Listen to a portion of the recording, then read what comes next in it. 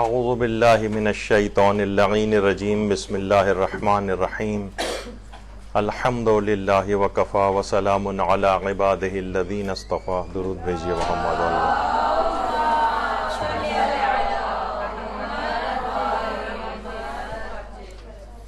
کیونکہ مسائل فقہ پر اپنی گفتگو کو آگے بڑھانا ہے، اور دیکھیے عام زندگی میں پیش آنے والے جو بھی فقہی احکام ہوتے ہیں، یہ عام طور پر لوگ وضو، نماز اور غسل اور تیمم اور اس طرح سے فقہی احکام بیان ہو رہے ہوتے ہیں، لیکن عمومی زندگی میں بہت سارے اور ایسے مسائل پیش آ رہے ہوتے ہیں جو باقاعدہ کسی ہیڈنگ کے تحت عام طور پر بیان نہیں ہوتے، تو لوگوں کو اچٹتی پچٹتی قسم کی معلومات ہوتی. لیکن اگر ایک ہی ہیڈنگ کے تحت تمام چیزیں، تمام احکام بیان کر دیے جائیں تو آپ کے لیے بہت زیادہ سہولت مل جاتی ہے. اسی میں ایک کھانے پینے کے احکام میں خواتین سے ریلیٹڈ ایک مچھلی کا ایک مسئلہ آتا ہے، اور آپ سوچ رہے ہوں کہ مچھلی کا کیا مسئلہ ہے، ایک دو فقہی مسئلے بتا کر اور مچھلی کا مسئلہ بیان ہو سکتا ہے. تو آپ نے شاید اس کے اوپر دیکھا نہیں، سلائیڈ کے اوپر لکھا ہوا ہے درس نمبر 1. تو مچھلی کے بھی اتنے احکام ہیں کہ شاید ایک اور، ورنہ کم سے کم 2 اور، یعنی 3 درسوں میں یہ مسائل مکمل ہوں گے. اچھا، کیونکہ ہم سب چیزوں کو بیان کریں گے، کوشش کریں گے کہ انشاءاللہ تمام چیزیں آ جائیں. اچھا دیکھیے، سب سے پہلی بات تو یہ ہے کہ مچھلی ایک ایسی چیز ہے کہ ہمارے معاشرے میں بہت زیادہ اس کا استعمال نہیں. باقی قورمے اور بریانیاں اور مرغیوں وغیرہ کے اوپر تو کافی زور ہوتا ہے، لیکن یہ ایک بہت رچ سورس آف جو پروٹین ہے، فرسٹ کلاس پروٹینز کہا جاتا ہے مچھلیاں، یہ ہمارے اس میں معاشرے کے اندر نہیں. یہاں پاکستان میں عام طور پر یہ کراچی وغیرہ کے ماحول میں اتنی نہیں کھائی جاتی، جبکہ جو امریکن ہارٹ ایسوسی ایشن ہے وہ تقریباً 1 ہفتے میں 2 بار مچھلی کھانا ریکمینڈ کرتی کہ کم سے کم ہفتے میں 2 بار مچھلی کھائی جائے. اور اتنی رچ سورس ہے چیزوں کی، اس کے اندر وائٹامنس ہیں، وائٹامن B6 ہے، وائٹامن B12 ہے، وائٹامن D ہے، کیلشیم ہے، میگنیشیم ہے، فاسفورس ہے، اور جو اس میں فیٹی ایسڈز وغیرہ ہیں. یعنی جو بہت زبردست قسم کی ایک نیوٹریشن کی ایک چیز ہے، وہ عام طور پر ہمارے معاشرے کے اندر یہ اتنی رائج نہیں ہے، جبکہ یہ 2 دفعہ کم سے کم ہونا چاہیے. لوگ عام طور پر اس میں یہی شکایت کرتے ہیں، کبھی ان سے کہیں بھئی آپ آلیو آئل استعمال کریں یا مثلاً مچھلی کھائیں، تو کہتے ہیں مہنگے بہت ہیں. تو مجھے اکثر اپنے ایک پروفیسر تھے ہمارے میڈیکل کالج میں، ان کی بات یاد آتی ہے. اکثر لوگ ان سے کہتے تھے سر آپ آلیو آئل کو بہت زور دیتے ہیں یا فش کھانے کو بہت زور دیتے ہیں، تو یہ تو بہت مہنگے. تو ایک جملہ کہتے تھے کہ اچھا تو آپ بائی پاس آپریشن کے پیسے جمع کر رہے ہیں. یعنی مقصد یہ ہے کہ آپ جو اس میں بچت کریں گے اور اپنی صحت کو خراب کریں گے، جس کے نتیجے میں بائی پاس آپریشن ہوگا، تو کہیں بہتر نہیں ہے کہ by pass the by pass operation, یعنی اسی کو ہی بائی پاس کر دیں گے، وہ بائی پاس نہ ہونے پائے. تو یہ اتنی عام چیز ہے، میں نے سوچا کہ شروع میں یہ چیز بیان کر دی جائے. اور اگر آپ ویسے ہی انٹرنیٹ بھی کھنگالیں تو بے شمار اس کے آپ کو فائدے ملیں گے. آنکھوں کے لیے فائدے مند ہے اور دل کے لیے فائدے مند ہے، اور جناب آپ کی نظام ہاضمہ کے لیے اور ہڈیوں کے لیے اور خون کے لیے بے تحاشا فوائد ہیں، جو ظاہر ہے ہمارے اس موضوع سے خارج ہیں، کیونکہ میں فقہی احکام بیان کرنا. تو بہت اہم چیز ہے، اس کو غذا میں رکھنا چاہیے. اچھا، جب غذا میں رکھیں گے تو احکام بھی پتہ ہونے چاہیے. دیکھیے، سب سے پہلا ایک مسئلہ یہ آتا ہے کون کون سے سمندری جانور حلال ہیں. تو پورے اتنے بڑے سمندر میں کہا جاتا ہے کہ شاید ابھی 20-30% بھی سمندری حیات جو ہے وہ آپ کو پتا ہے، باقی 70-80% شاید پتا بھی نہیں. ان سمندروں کے اندر کتنی کتنی مخلوقات موجود ہیں اللہ کی. تو ان تمام مخلوقات میں فقط 2 چیزیں ایسی ہیں کہ جو کہ حلال ہیں، ایک چھلکے والی مچھلیاں اور ایک جھینگے، بس باقی سب حرام ہیں. کون کون سے سمندری جانور حلال ہیں؟ انتہائی مختصر ترین جواب، چھلکے والی مچھلیاں فقط اور جھینگے. اچھا، جھینگے پہ ہماری ایک الگ گفتگو ہوگی کہ بظاہر یہ تو لگتا بھی نہیں کہ یہ مچھلی ہے، یہ تو کوئی کیڑے والی شکل ہے، تو یہ کیسے حلال ہو گیا؟ چلے مچھلی تو پھر بھی سمجھ میں آتی ہے، اس پہ الگ ہماری بحث ہوگی. تو کون کون سے سمندری جانور حلال ہیں؟ تو جناب یہ صرف چھلکے والی مچھلیاں حلال ہیں اور جھینگے حلال ہیں، باقی سب حرام ہیں۔ اچھا، پھر دوسرا مسئلہ یہ ہے، اکثر لوگ اس میں کہتے ہیں اور بعض اوقات غیر شیعہ حضرات زیادہ اس سلسلے میں قرآنی آیت کو ایک دلیل بناتے ہیں سورہ مائدہ کی، کہ احل لکم صید البحر وطعامہ، یعنی تمہارے لیے سمندری شکار تری والا اور اس کا کھانا یہ تمہارے لیے حلال ہے۔ تو کہتے ہیں جب اللہ نے خود کہا ہے کہ صید البحر یعنی سمندری جتنا بھی شکار ہے، تو اس کا مطلب ہے کہ سمندر میں جتنی بھی طرح کی چیزیں ہیں وہ سب جائز ہیں، یعنی جو جتنی بھی مچھلیوں کی کم سے کم اقسام ہیں، تو اس میں چھلکے اور بغیر چھلکے کا تو کہیں پہ تذکرہ نہیں آیا ہے۔ حالانکہ یہ والا جو ہے اس کے اندر کون سے حلال چیز ہیں کون سی حرام چیزیں، اس آیت میں اس کا تذکرہ نہیں، اور یہ آیت حالت احرام میں شکار کی آیت ہے۔ یعنی اس کو سیاق و سباق سے بھی اگر دیکھیں اور اس آیت کو آگے چل کر بھی دیکھیں تو یہ حج کے احرام کا مسئلہ بیان ہو رہا ہے۔ حالت احرام میں بہت ساری چیزیں حرام ہو جاتی ہیں، اس میں ایک ہے کہ خشکی کے جانوروں کا شکار بھی حرام ہو جاتا ہے۔ خشکی کے جانور، ان کا شکار کرنا بھی حرام ہے اور ان کا گوشت کھانا بھی حرام ہے شکار کے نتیجے میں جو ہوتا ہے۔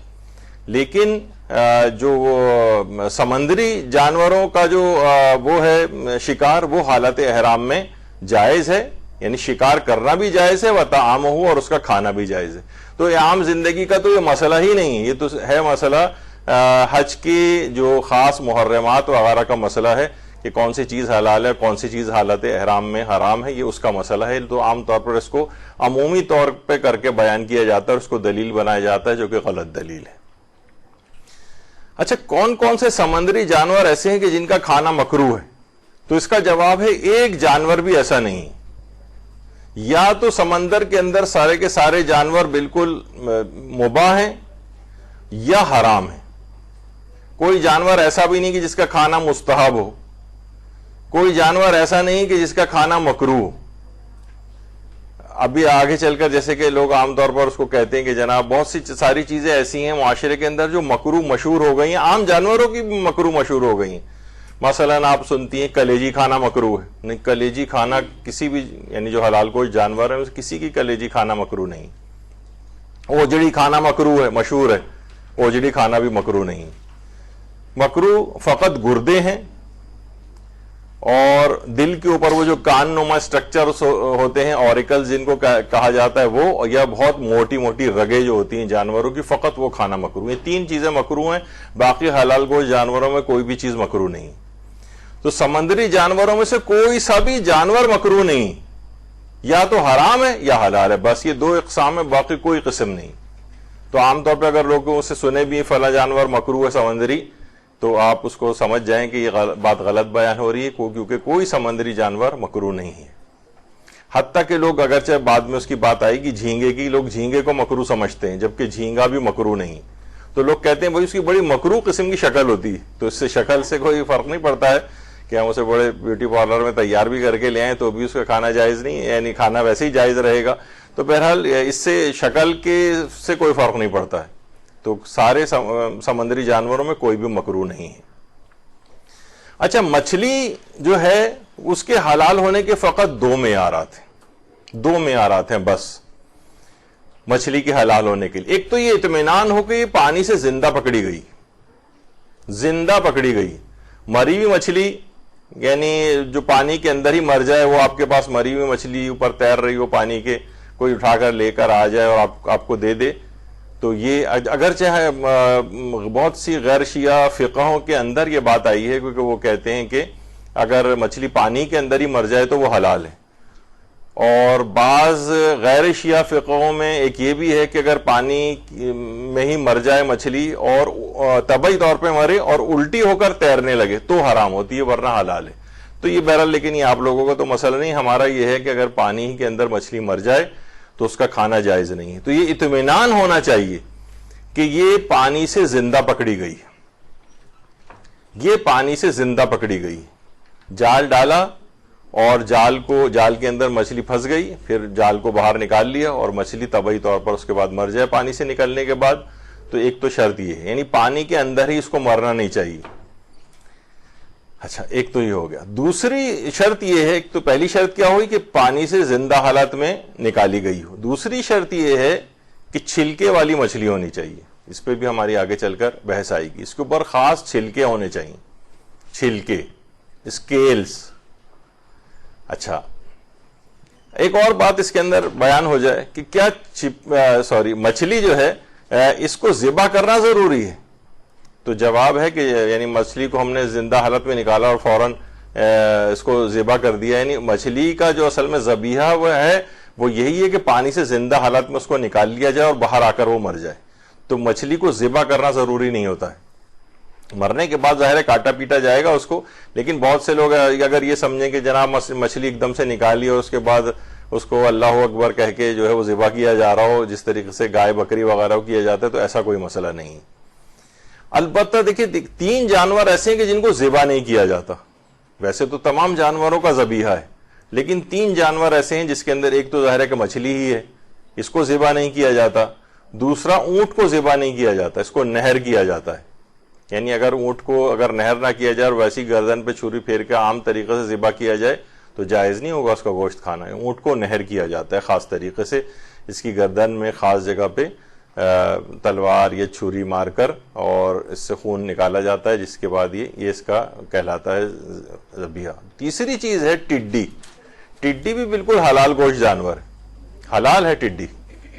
جی ہاں, یہ ٹڈی دل جو ہوتے ہیں جو آتے ہیں کھیتوں کے اوپر حملہ کرتے ہیں, ٹڈی حلال جانوروں میں سے ایک ہے. اور اس کے الگ احکام ہیں توضیح المسائل کے اندر ٹڈی کے شکار کے. تو کھانے پینے کی اس میں بہت سارے لوگ, آگے چل کے تھوڑی سی گفتگو جب آگے بڑھے گی ہماری تو اس کے اندر شاید اس کی بات بھی آئے کہ یہاں پر کتنے ہی ایسے ریسٹورنٹ بھی کھل گئے ہیں جو ٹڈی بریانی وغیرہ بھی کھلاتے ہیں. دیکھیے بہت ساری چیزیں ایسی ہیں کہ جو کہ یہاں پر کیونکہ رائج نہیں ہے یا ٹیسٹ ڈیولپ نہیں کیا ہے, کیونکہ یہ بھی very rich source of protein ہے اس کے اندر اور حلال بھی ہے. اس کو ظاہر ہے پکڑ کے چھری سے ذبح تو نہیں کیا جائے گا, تو یہ بھی جو ہے ذبح نہیں ہوتی. یعنی لوکسٹ جس کو کہتے ہیں نا, لوکسٹ انفیسٹیشن کے نام سے جو ٹڈی دل وغیرہ جو آتے ہیں اور کھیتوں کے اوپر حملہ کرتے ہیں, اور اس کو بہرحال پکڑ لیا جاتا ہے ان کی اچھی بڑی تعداد کو, اور پھر جس زمانے میں یہ پکڑا جاتا ہے اس کے بعد لوگ ان کو کھاتے بھی. وہ ٹھیک ہے کہ یہاں پر ظاہر ابھی آپ کو عجیب سا لگ رہا ہے, میگنیفائی کر کے دکھایا جا رہا ہے, آپ کہیں گے اس کو کیسے کھائیں گے, تو جیسے ایسی کھائیں گے جیسے آپ جھینگا کھاتی ہیں, اس کی بھی شکل جو ہے اگر ویسے میگنیفائی کر کے دکھایا جائے تو آپ کو پسند نہیں آئے گی. تو لیکن کیونکہ عادی ہو گئے ہیں آپ تو جھینگا بریانی پلاؤ کھاتے ہیں, اسی طریقے سے ٹڈی بلکہ ٹڈا نہیں. اچھا, ایک اور بات بتا دی جائے کہ یہ زبانوں کے اعتبار سے بھی فرق ہو جاتا ہے. ایک زمانہ تھا یہ یہاں پر ہی جنگ اخبار میں ایک بہت زبردست قسم کی بحث چھڑ گئی تھی کہ مکڑ کا کھانا جائز ہے. اچھا, مکڑ جو ہے وہ سندھی زبان میں اسی ٹڈی کو کہتے ہیں. آج یہاں پر مکڑ وہ یعنی مکڑی کا جو بڑا ورژن ہوتا ہے اس کو مکڑ کہتے ہیں, وہ تو ظاہر حرام ہے, لیکن اندرون سندھ میں اسی کو ہی جو ہے ٹڈی کو مکڑ کہتے ہیں. تو لوگوں نے شور مچا دیا کہ مکڑ کہاں سے جائز ہو گیا, تو پتہ چلا بعد میں پتہ چلا زبان کا فرق تھا, مکڑ ٹڈی کو کہا جاتا ہے وہاں پر. اچھا, اسی طریقے سے ابھی آگے چل کر ہم ذکر کریں گے, جب حلال مچھلیوں کی اقسام بیان کریں گے تو اس کے اندر بہت بڑی پرابلم آتی کہ ہم جو بھی نام لیتے ہیں عام طور پر علاقوں کے اعتبار سے مچھلیوں کے نام الگ الگ ہیں. یہ ایک بہت بڑا مسئلہ ہے.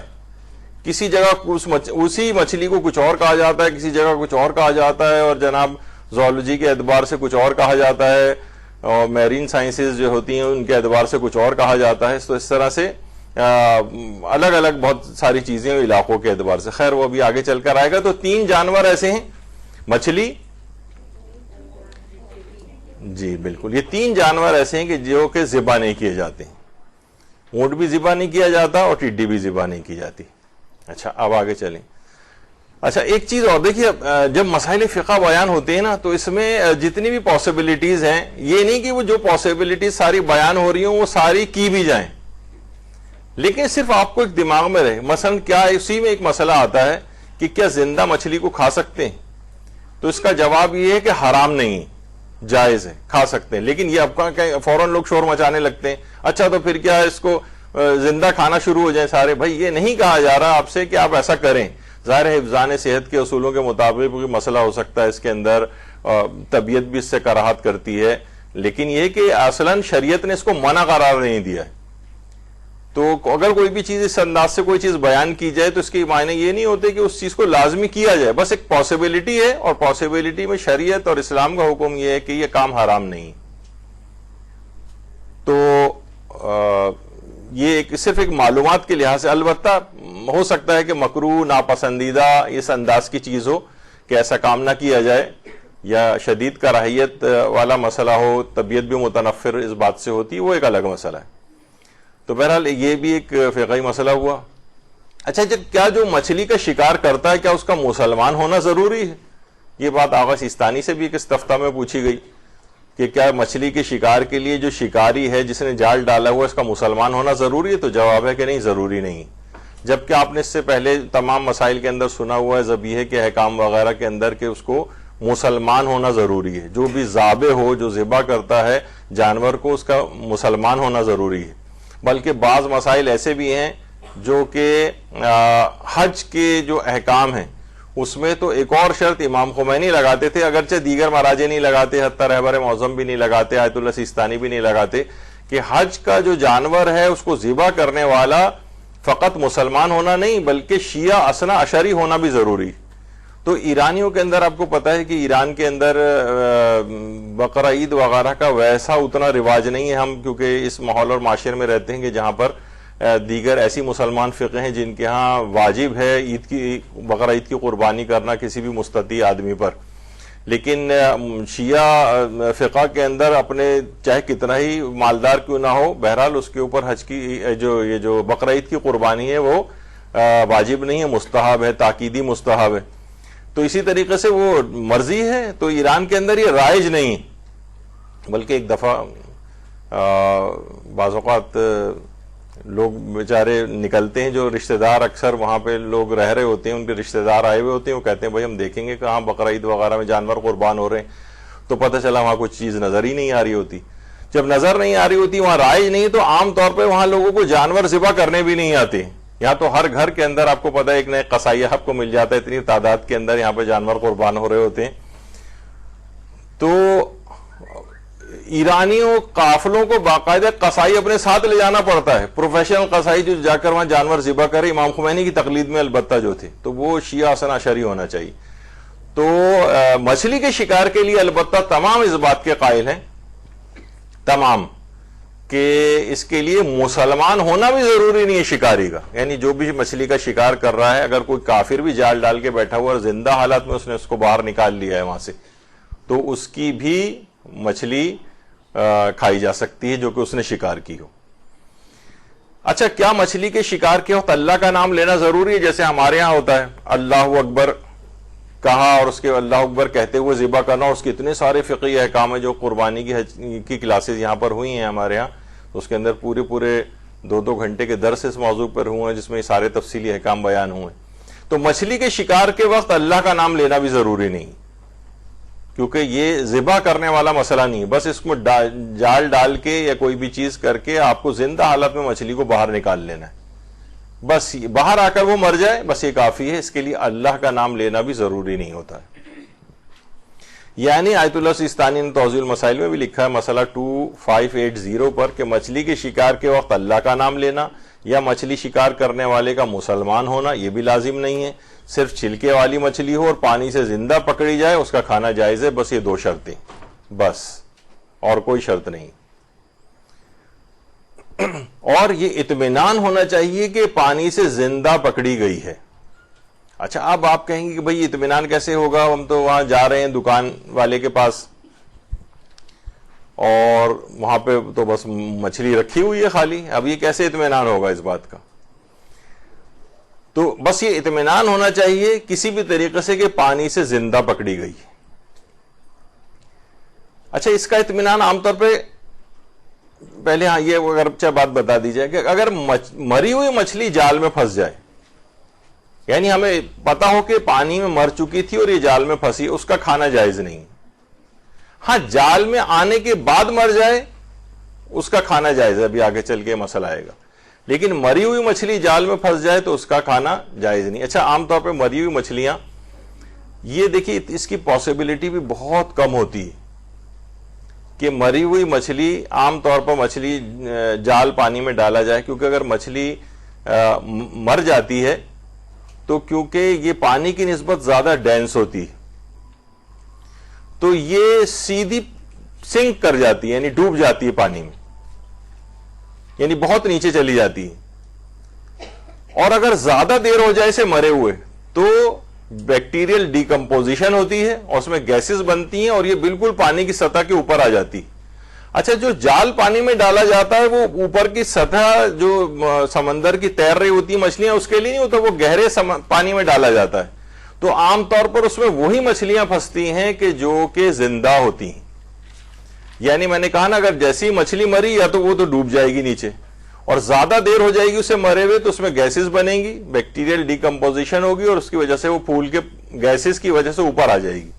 تو اس وجہ سے جالوں کے اندر عام طور پر جو مچھلیاں مل رہی ہوتی ہیں بازاروں میں، ان میں کوئی بھی مری ہوئی مچھلی عام طور پر نہیں ہوتی۔ بہرحال یہاں پر کوئی اگر بدماشی کرے اور وہ شیطانی کرے اور اس میں ملا کر جو بیچ دے کوئی، البتہ ان کی حالت بھی اس قسم کی ہو چکی ہوتی ہے مچھلیوں کی، کوئی پہچان میں آ جاتی ہے کہ مچھلی خراب ہے، مری ہوئی ہے، سڑی ہوئی ہے، تو اس کو تو ویسے ہی پھینک دیا جاتا ہے۔ لیکن جو جال میں ڈال کر نکالی جاتی ہے اس میں فقط وہ مچھلیاں آتی ہیں کہ جو کہ زندہ ہوتی ہیں، اس وجہ سے یہ اطمینان ہو جاتا ہے کہ یہ مچھلی زندہ تھی، زندہ حالت میں جال کے اندر پھنسی۔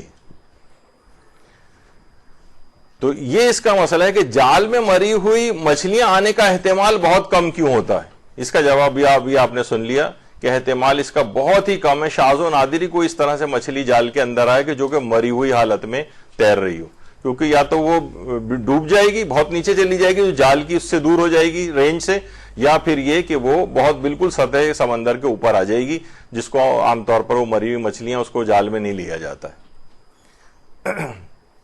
اور ان کی حالت بھی ایسی ہوتی ہے کہ وہ واضح طور پر پتہ چل جاتا ہے کہ بھئی یہ جو مچھلی ہے یہ خراب ہے، اور اس وجہ سے آپ کو یہ اطمینان خود بخود ہو جاتا ہے۔ اور مچھلی اگر جال میں آ کر مر جائے، مچھلی جال میں آنے کے بعد اگر مر جائے تو اس کا کھانا حلال ہوتا ہے۔ یہ بھی دماغ میں رہے کہ مچھلی جال میں اگر آ کر مر جائے تو اس کا کھانا حلال ہے۔ اچھا، اگر مری ہوئی مچھلی ہو اور معلوم نہ ہو کہ زندہ پکڑی گئی ہے یا مردہ پکڑی گئی ہے، تو اگر کوئی مسلمان بیچ رہا ہے تو پھر ہم یہ تحقیق نہیں کریں گے کہ یہ زندہ پکڑی گئی ہے یا مردہ یہ نکال کر لے آئے۔ مسلمان بیچ رہا ہے، مسلمان کے ہاتھ سے ایک چیز ہمارے پاس آ رہی، جیسے آپ قصائی، بہت سی چیزیں ایسی ہیں، ایک فقہ کا قانون بھی ہے، حمل و فعل المسلم علی الصحہ، یعنی حالت شک میں مسلمان کے عمل کو صحیح سمجھا جائے گا۔ ایک قانون ہے، میں اس پہ اپلائی نہیں کر رہا بھی، لیکن ویسے ہی آپ کے علم میں لا رہا ہوں کہ بہت سی چیزیں مسلمان کے پاس اگر ہوتی ہیں، وہ اگر کسی چیز کے متعلق کہہ رہا ہوتا ہے تو پھر تحقیق نہیں کرنا ہوتی۔ تو اگر مری ہوئی مچھلی ہو اور معلوم نہیں ہو کہ زندہ پکڑی گئی ہے یا مردہ پکڑی گئی، اور مسلمان دے رہا ہے آپ کو، تو آپ کو یہ تحقیق کرنے کی ضرورت نہیں، سوائے اس کے کہ 100% آپ کو یقین ہے یا اطمینان ہو رہا ہے کہ بالکل لاپرواہ قسم کا آدمی ہے اور یا اس کی بات یا یہ ناقابل اعتبار ہے، تو پھر یہ ہوگا کہ چلیں پھر آپ اس کی بات نہیں مانیں۔ لیکن عام طور پر ایسے جیسے مچھیرے عام طور پر ہوتے ہیں اور وہ رکھ کے بیٹھے ہوتے ہیں مچھلیاں بیچنے کے لیے، مری ہوئی مچھلی ظاہر آپ کے سامنے پڑی ہوئی ہے اور معلوم نہیں ہے کہ زندہ پکڑی گئی ہے مردہ، مسلمان اگر دے رہا ہے تو اسے آپ صحیح سمجھ لیں اور سوچیں گے کہ زندہ ہی پکڑی گئی ہوگی۔ اور اگر کافر دے رہا ہے آپ کو، تو کافر خواہ یہ کہے کیوں نہ کہ یہ میں نے زندہ پکڑی ہے، تب بھی کافر کی بات کا اعتبار نہیں ہے، البتہ اگر اطمینان ہو جائے کہ یہ صحیح کہہ رہا ہے تب پھر ہم اس کی بات پر یقین کر لیں گے۔ عام طور پر جیسے کہ ہوتا ہے، ابھی آگے چل کر بھی بات آئے گی کہ عام طور پر جو ڈبہ پیک چیزیں یا باہر ممالک کے اندر سٹورز وغیرہ ہوتے ہیں، اس کے اندر مچھلیاں ہوتی ہیں، تو وہاں کا قانون اتنا سخت ہے کہ کوئی مری ہوئی مچھلی اس انداز سے بیچنا، وہ یعنی پوری کمپنی جو ہے وہ ڈوب سکتی ہے۔ تو وہ لوگ اس بات کا بہت خیال رکھتے ہیں اور تقریباً اطمینان اور یقین کی کیفیت یہ ہوتی ہے کہ اس پانی سے زندہ ہی پکڑی گئی، اگر وہ اس وجہ سے کہ وہ یقین اور اطمینان ہونے کی وجہ سے، ورنہ کافر کی بات کا کوئی اعتبار نہیں۔ یعنی کافر یہ کہے کہ میں نے زندہ پکڑی ہے تو اس کی بات ناقابل اعتبار ہے، سوائے اس کے کہ آپ کو یقین اور اطمینان ہو جائے۔ یعنی آپ کا یقین اور اطمینان ہونا بعض قرائن کی وجہ سے یہ اس میں حجت بن رہا ہے، کافر کی گواہی حجت نہیں ہے۔ یہ ایک تھوڑا سا ایک ٹیکنیکل اس میں فرق ہے۔ البتہ مسلمان کہے تو پھر آپ کو اس کی بات پر یقین کر لینا چاہیے، اور وہ بیچ رہا ہے تو یہ پوچھنے اور تحقیق کرنے کی بھی ضرورت نہیں کہ تم نے پانی سے زندہ نکالی ہے یا مری ہوئی تھی۔ تو یہ ایک اس کے اندر بات ہو گئی، تھوڑی سی ٹیکنیکل بات ہے۔ تو پانی سے زندہ حالت میں مچھلی نکالی گئی ہو، یہ اس کے اندر ایک مسئلہ ہے۔ دوسرا کیا ہے کہ چھلکے والی مچھلی ہونی چاہیے، چھلکے والی۔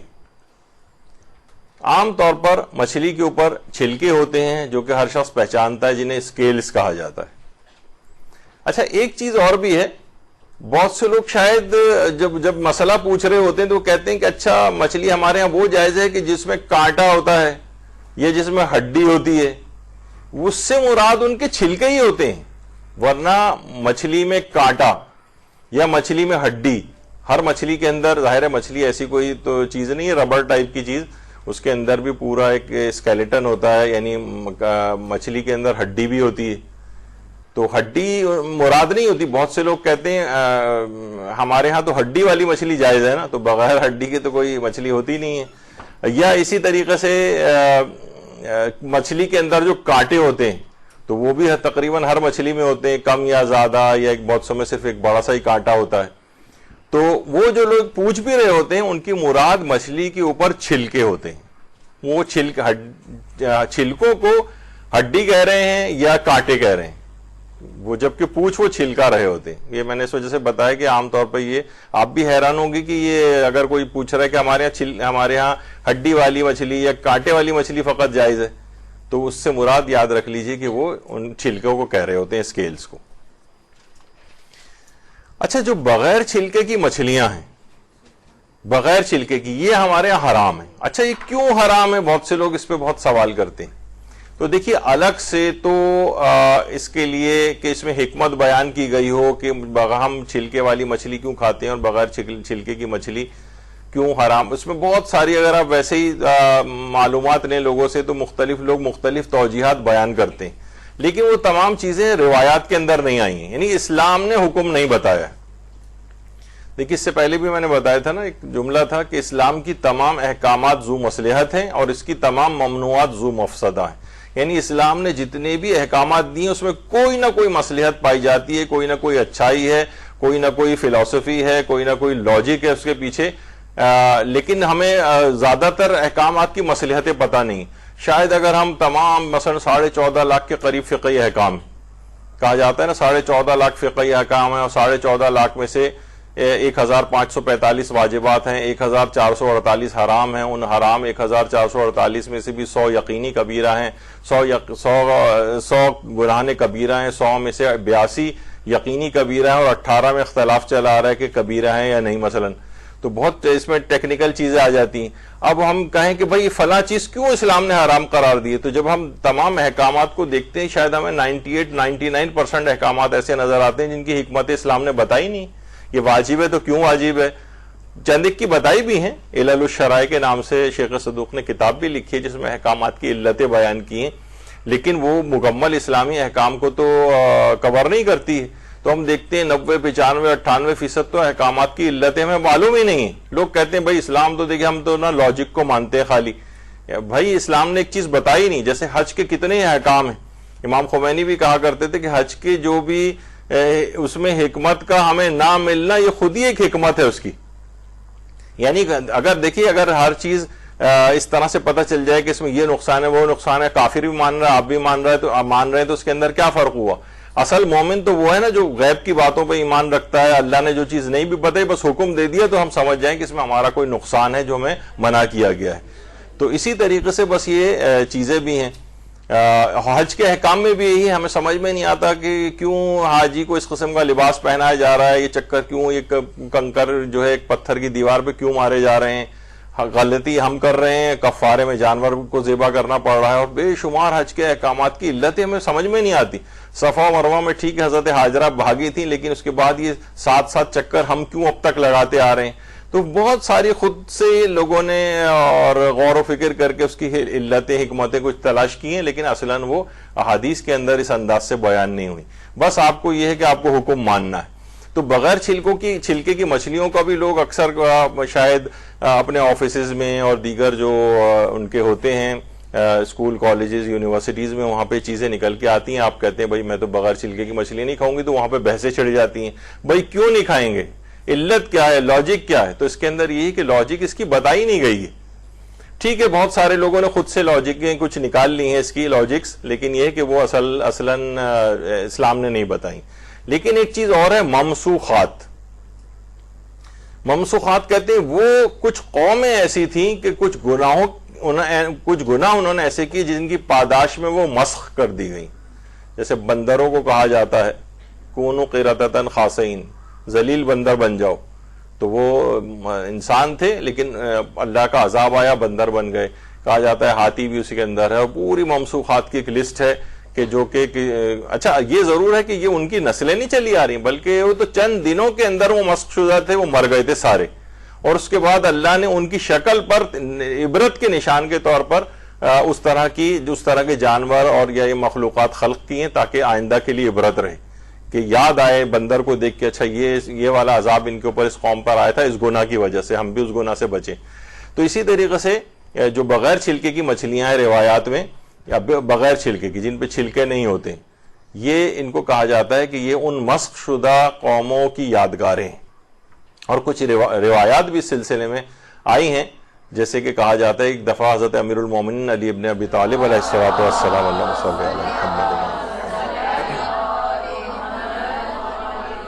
ایک روایت ہے, البتہ اس کی سند وغیرہ کے اندر علماء کی بحث ہے, لیکن یہ کہ بہرحال وہ عام طور پر اس میں پیش کی جاتی ہے کہ ایک دفعہ بازار سے گزر رہے تھے جہاں مچھلیاں بیچی جا رہی تھیں, تو آپ کے ہاتھ میں ایک کوڑا تھا جس کے 2 سرے تھے. آپ یہ کوڑا بغیر چھلکے کی مچھلیاں بیچنے والوں کو مارتے جاتے تھے اور فرماتے جاتے تھے اے مسخ شدہ یہودیوں اور جند بنی مروان کے بیچنے والوں, اور کوڑا مارتے تھے. یہ دیکھ کر ایک شخص نے دریافت کیا کہ مولا آپ کی جند بنی مروان سے کیا مراد ہے؟ آپ نے فرمایا یہ وہ قومیں تھیں جو داڑھی مونڈتی تھیں اور مونچھوں کو تاؤ دیتی تھی, جس کی پاداش میں مسخ کر دی گئی. رسول کافی کی روایت. تو بہت سی ایسی چیزیں بھی ہیں کہ جو کہ یہ بھی علماء کی ایک بحث ہے کہ کیا منسوخات, یہ جو مسخ شدہ جو قوموں کی یادگاریں ہیں اور جو جانور ہیں ان کو حرام گوشت میں شمار کر کے, اور علتیں البتہ آگے چل کر ہم اس کو ڈسکس کریں گے. جیسے آج تو نہیں ہوگا لیکن شاید اگلی جو نشست ہماری اگلی یا اس سے بھی اگلی والی جو ہوگی اس میں چیز آئے گی کہ مور کے متعلق, مور اس میں اور شیعہ شتر مرغ وغیرہ کی اس کے اندر جو ہے وہ بات آئے گی کہ آغا سیستانی کے فتوے میں دونوں کیسے جائز ہیں.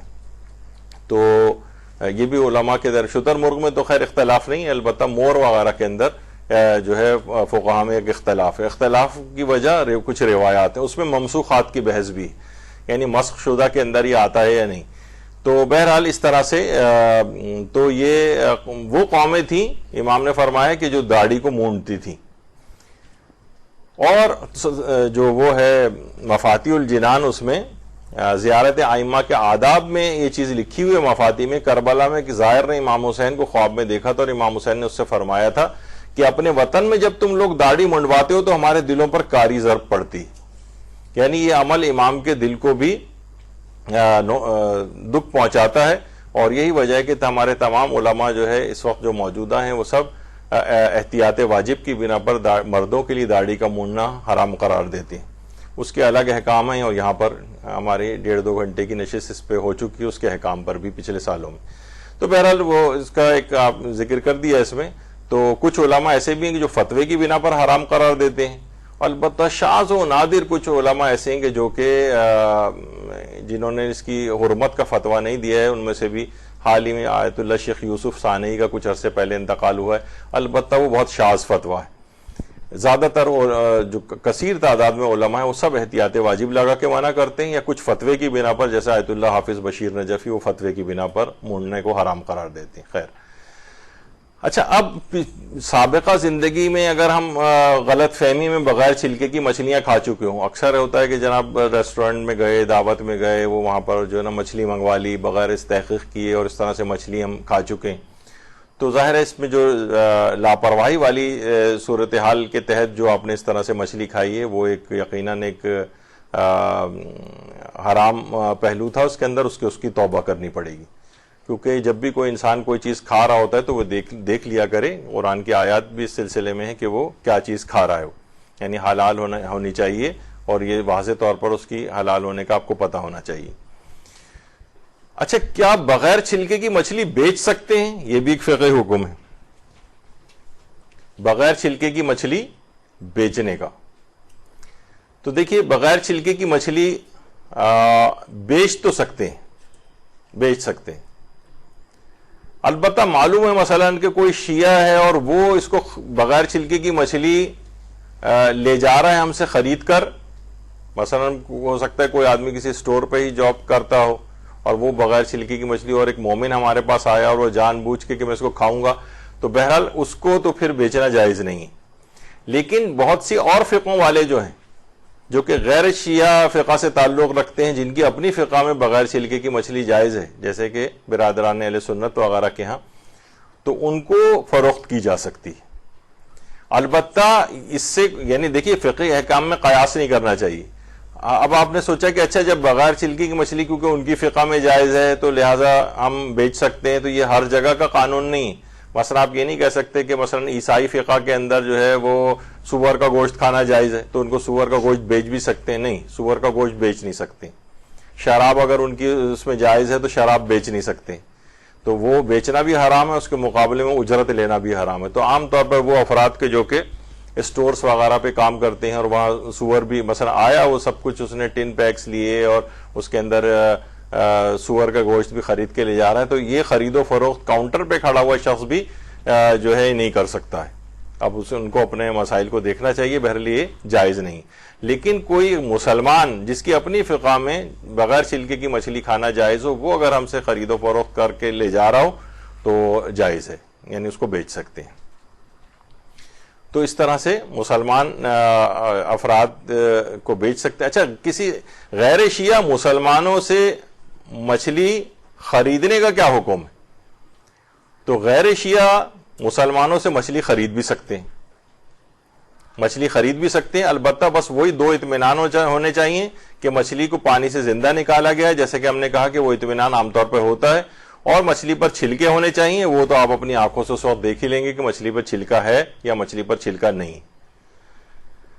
آپ کو مچھلی پہ چھلکا نظر نہیں آ رہا ہو تو پھر اس کو نہیں خرید سکتے، چاہے وہ کہی کیوں نہ رہا ہو کہ بھائی ہاں بھائی اس پہ چھلکے ہوتے ہیں، جبکہ آپ دیکھ رہے ہیں بھائی آنکھوں سے تو چھلکا مجھے کوئی نظر ہی نہیں آ رہا اس کے اوپر۔ ابھی آگے چل کے حرام مچھلیوں کی اقسام میں آپ دیکھیں گے۔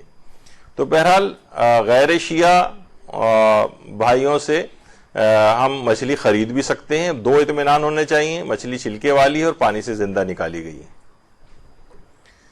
اچھا، مچھلی پر کتنے چھلکے ہونے چاہیے کہ جسے ہم حلال سمجھیں اس کو؟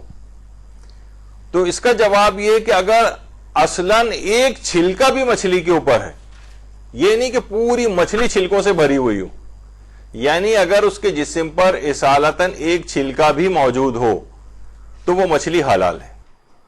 یعنی مچھلی کے چھلکے کم اور زیادہ ہونے کا مسئلہ نہیں، نہ مچھلی کو پورا چھلکوں سے ڈھکا ہوا ہونا ضروری ہے، بلکہ ایک چھلکا بھی اگر اس کے جسم پر ہے اور لوگ اس کے آنکھوں سے بھی نظر آ رہا ہو کہ ہاں بھئی یہ ایک چھلکا تو کم سے کم اس کے اوپر ہے، تو بس وہ اس کے حلال ہونے کے لیے کافی، اسے حلال سمجھ لیا جائے گا۔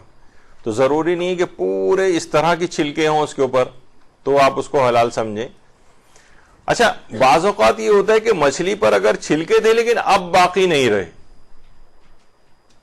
کیا یہ بھی ممکن ہے؟ مچھلی پر چھلکے تھے، کیونکہ بہت سی مچھلیوں کے متعلق کہا جاتا ہے کہ وہ مچھلیاں سمندر کی چٹانوں سے ٹکرا کر چلتی ہیں، تو ان کے جتنے بھی ہوتے ہیں چھلکے وہ سب جھڑ جاتے ہیں، اور جب انہیں نکالا جاتا ہے تو ان پر کوئی چھلکا ہی نہیں ہوتا۔ تو ایسی تمام مچھلیوں کو بھی کھانا جائز ہے کہ جن کے جسم پر اصالتاً چھلکے تھے، بعد میں جھڑ گئے، اس سے فرق نہیں ہے، بعد میں ایک بھی چھلکا چاہے اس کے اوپر موجود نہیں۔ بہت سے لوگ کہتے ہیں، اگرچہ ہم ابھی آگے چل کر جب اس کی گفتگو آئے گی، سرمئی مچھلی کے متعلق یہ بات کہی جاتی ہے، لیکن یہ اتنی زیادہ تحقیق سے بات ثابت نہیں ہوئی۔ کچھ لوگ کہتے ہیں کہ سرمئی مچھلی کے اوپر اصلاً چھلکے ہوتے ہیں، لیکن یہ کیونکہ چٹانوں سے ٹکرا کر چلتی ہے اس وجہ سے اس کے چھلکے جھڑ جاتے ہیں۔ تو بہت سے لوگ اس بنا پر بھی، ان کو اگر اس بات پر اطمینان ہو جاتا ہے کسی ماہر کے کہنے پر یا قابل اعتبار کسی مچھیرے کے کہنے پر یا دکان والے کے کہنے پر، تو وہ اکثر لوگ سرمئی مچھلی خرید کر لے کے جاتے ہیں جس میں اس وقت تو چھلکے نہیں ہوتے، لیکن کہا جاتا ہے یہ میری ذاتی طور پر تحقیق نہیں ہے، لیکن لوگ کچھ کہتے ہیں کہ وہ سرمئی مچھلی پر اصلاً چھلکے تھے، لیکن چٹانوں سے ٹکرانے کی وجہ سے اس کے جو چھلکے جھڑ جاتے ہیں۔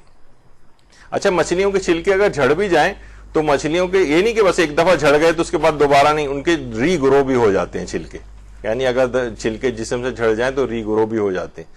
تو بہت مشکل ہے کہ جتنی بھی مچھلیاں وہاں سے آ رہی ہیں ساری وہ گنجی حالت میں مثلا آ رہی ہیں بغیر چھلکوں کے، اور مجھے اتنا اطمینان نہیں ہے۔